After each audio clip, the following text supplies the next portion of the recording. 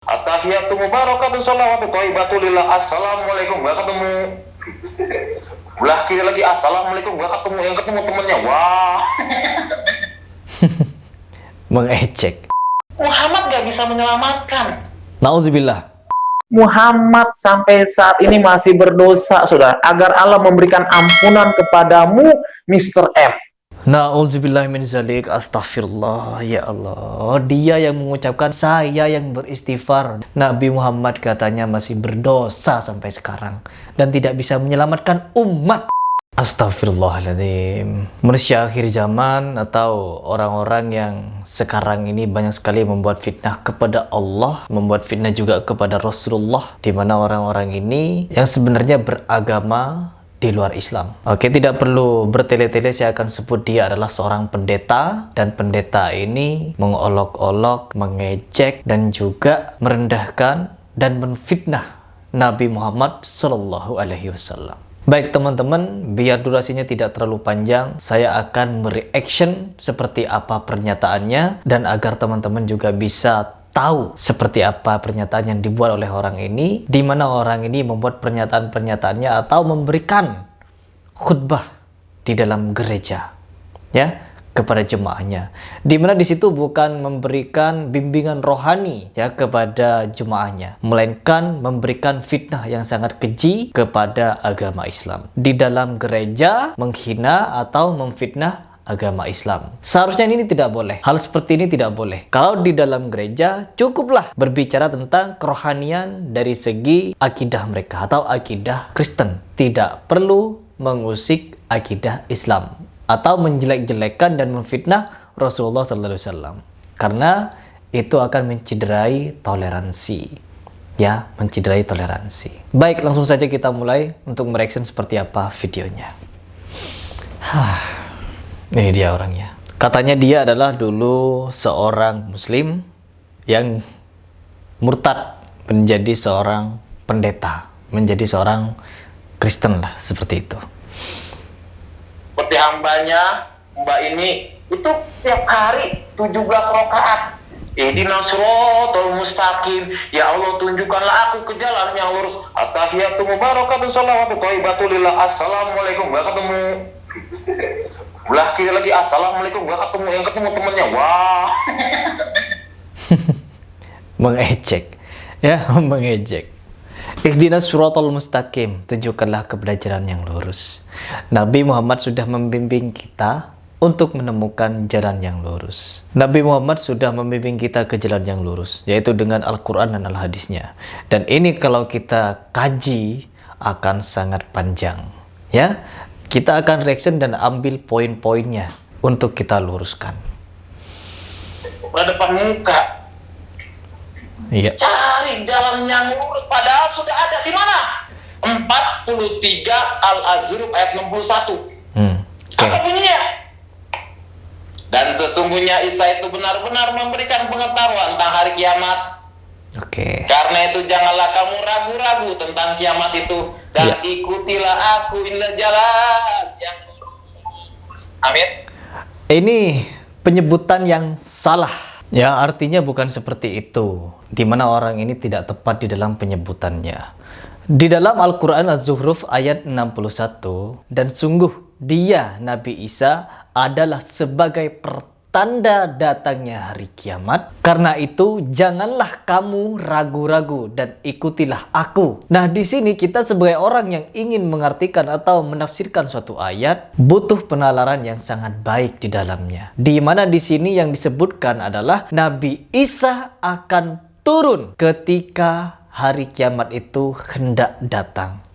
Ingat, artinya Nabi Isa ini akan turun. Bukan di sini diartikan bahwa Nabi Isa itu adalah Tuhan, ya. Bukan seperti itu penafsirannya. Di mana kita sebagai muslim mengakui bahwa Isa adalah seorang rasul, seorang nabi yang agung, bukan Tuhan. Karena apa? Di dalam Al-Quran sudah jelas apabila ada orang yang mengatakan bahwa Allah itu memiliki anak, itu adalah salah. Qul huwallahu ahad, Allahus samad, lam yalid walam yulad, walam yakul lahu kufuwan ahad.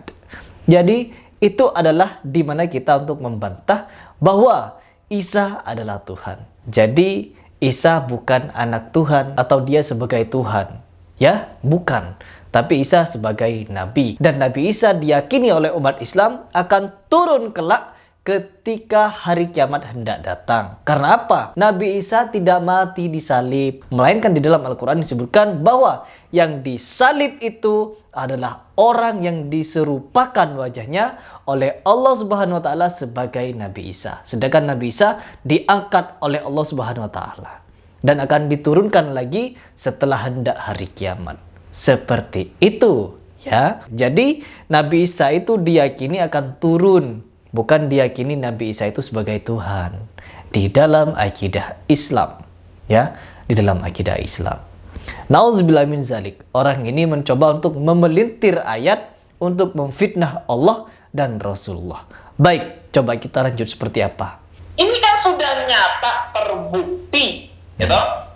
Di dalam 43 Al-Azruf ayat 61 dikatakan apa? Dan sesungguhnya Isa itu benar-benar memberikan pengetahuan tentang hari kiamat. Nah, kenapa harus Isa?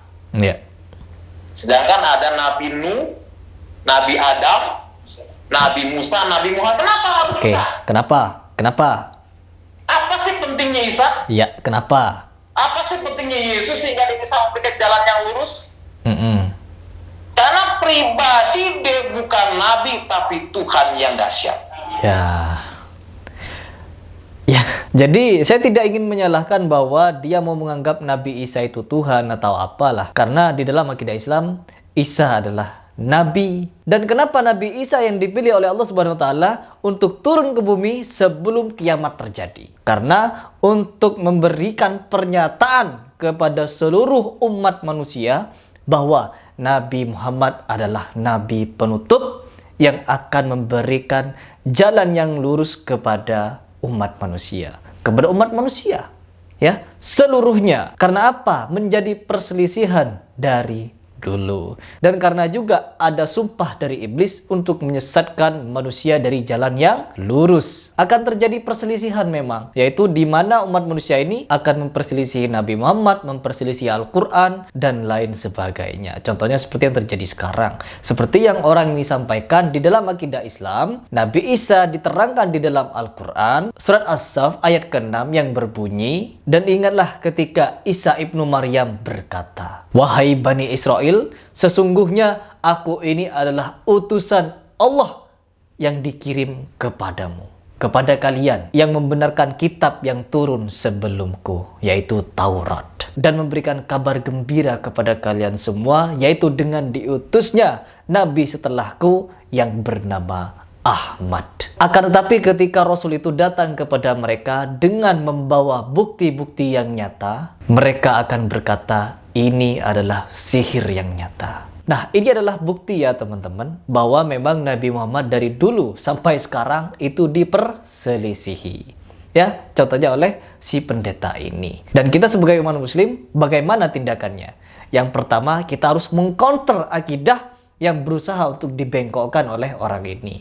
Di mana orang ini telah mencoba untuk memfitnah Al-Quran dan memfitnah Rasulullah SAW. Nauzubillahi min zalik. Oke, itu adalah di mana saya menjelaskan alasan kenapa Nabi Isa yang dipilih yang sebagai Nabi hidup dari dulu sampai sekarang, diangkat ke langit dan akan diturunkan kembali ke bumi untuk menjadi bukti bahwa Nabi Muhammad adalah Nabi yang diutus setelah Nabi Isa. Kenapa? Nabi Muhammad adalah penutup para Nabi dan yang akan membawa kita kepada surganya Allah. Jalan yang diridhoi Allah. Dan apabila kita ingkar kepada Nabi Muhammad dan kita tidak mengikuti ajaran Nabi Muhammad, pastilah kita akan celaka.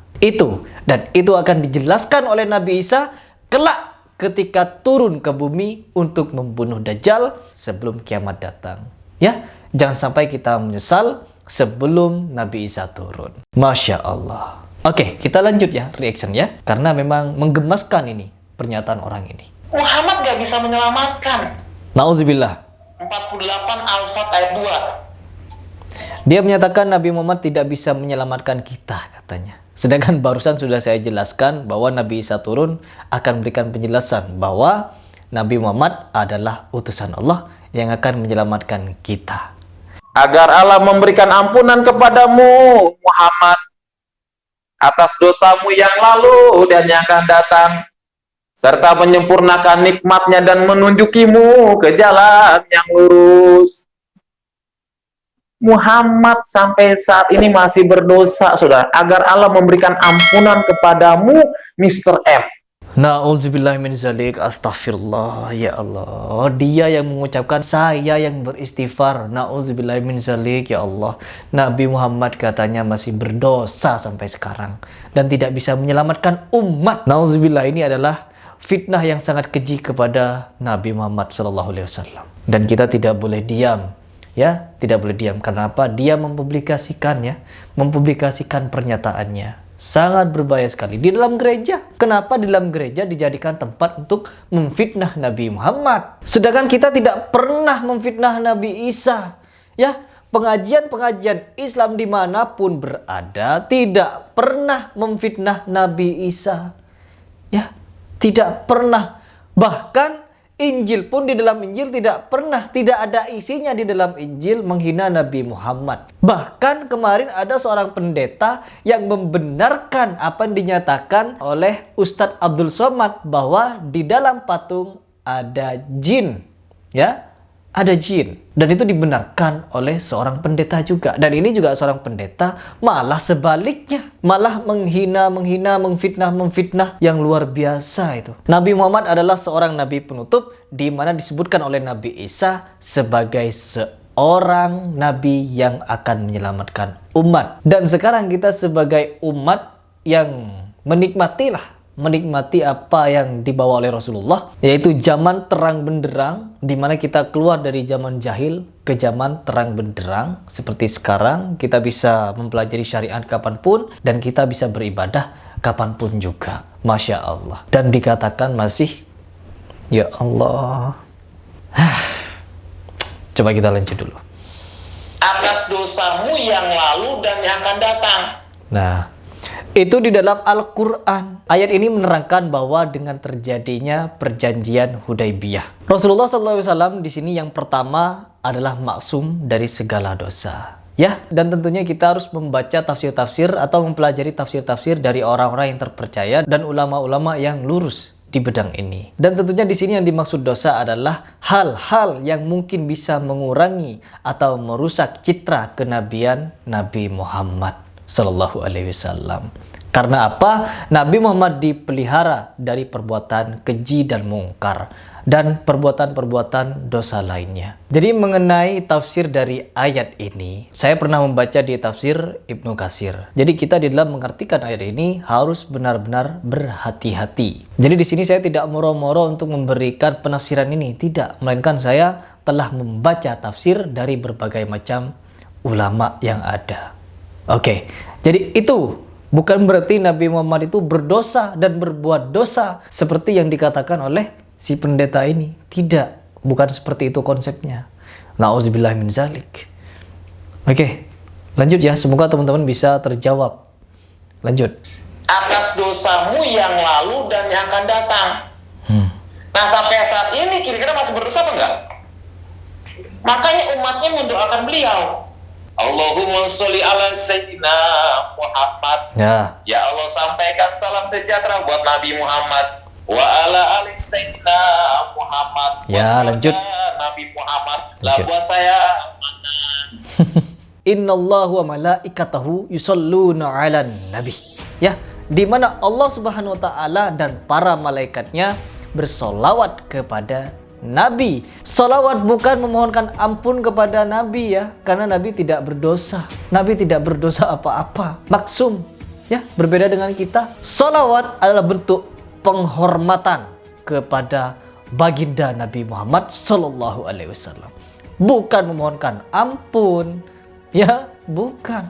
Bentuk penghormatan, ya, cinta kasih kepada Nabi Muhammad dan pada keluarganya. Ya Allah, ini fitnah yang sangat keji. Orang ini memfitnah Nabi Muhammad. Ya Allah, ya Allah. Dah cukup. Ini adalah pendapat saya terakhir ya mengenai orang ini ya. Jadi di sini kita bisa menerjemahkan bahwa orang ini telah gagal di dalam memfitnah Allah dan memfitnah Rasulullah. Karena orang seperti saya pun bisa membantah setiap pernyataannya. Orang seperti saya pun bisa membantahnya dengan gamblang. Tidak perlu ulama yang berkelas. Karena apa? Pernyataan orang seperti ini nih sebenarnya ambigu ya. Mereka muter-muter di tempat yang sama dan tidak memiliki penafsiran yang tepat. Dan bagi saya pribadi, ini adalah fitnah akhir zaman yang sangat mengerikan. Sangat mengerikan. Oke teman-teman, mungkin itu saja yang ingin saya terangkan di video ini. Semoga teman-teman dengan menonton video ini bisa menambahkan keimanan kita, ketakwaan kita, terkhusus kepada diri saya pribadi, agar apa? Ke depan menjadi seorang muslim yang lebih baik lagi. Mengcounter setiap pernyataan-pernyataan sesat dan penyimpangan-penyimpangan akidah yang dilakukan oleh umat zaman akhir ini. Apalagi disebarkan di media sosial untuk niatan ditonton banyak orang. Dan kita sebagai umat muslim harus mengcounternya dengan arif dan bijak. Saya Riplas, apabila di video ini ada perkataan yang salah, luput, menyimpang, itu murni dari kekhilafan saya dan kebodohan saya. Dan apabila ada yang benar, murni datanya dari Allah Subhanahu wa Ta'ala. Saya Riplas mengucapkan salam.